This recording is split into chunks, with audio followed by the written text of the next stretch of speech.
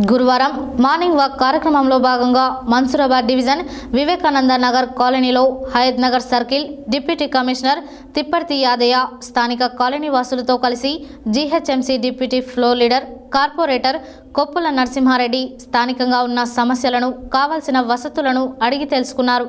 ఈ సందర్భంగా కార్పొరేటర్ మాట్లాడారు.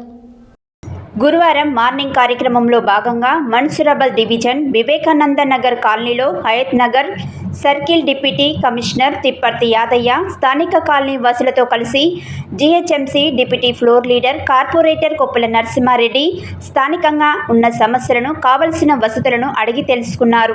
ఈ సందర్భంగా కార్పొరేటర్ మాట్లాడుతూ వివేకానంద నగర్ కాలనీలో గురుకుల్ హాస్టల్లో దాదాపు 1400 మంది విద్యార్థినులు ఉన్నారని, రోజురోజుకు అపార్ట్మెంట్ కల్చర్ పెరుగుతుందని, డ్రైనేజీ సమస్య తీవ్రంగా ఉందని, బయటకి రాలేని దుస్థితి నెలకొందని, త్వరగా సమస్యను పరిష్కరించాలని కోరారు. వివేకానంద నగర్ కాలనీలో రోడ్లను సైతం కబ్జా చేసి నిర్మాణాలు చేపట్టారని అధికారులు సమగ్ర విచారణ చేసి చర్యలు తీసుకోవాలని పేర్కొన్నారు.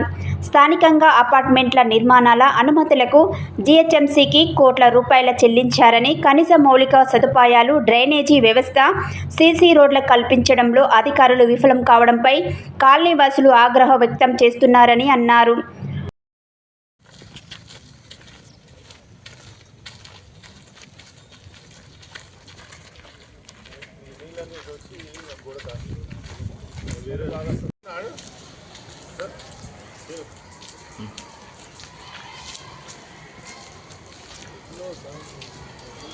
ఇప్పుడు 2-3 days కోసారి ఇట్లా తీయకపోతే మొత్తం పడుతుంది. ఇప్పుడు కూడా ఏమో పొమ్ముతూనే ఉంటుంది. ఇక టెన్షన్ తీసి వేస్తారు.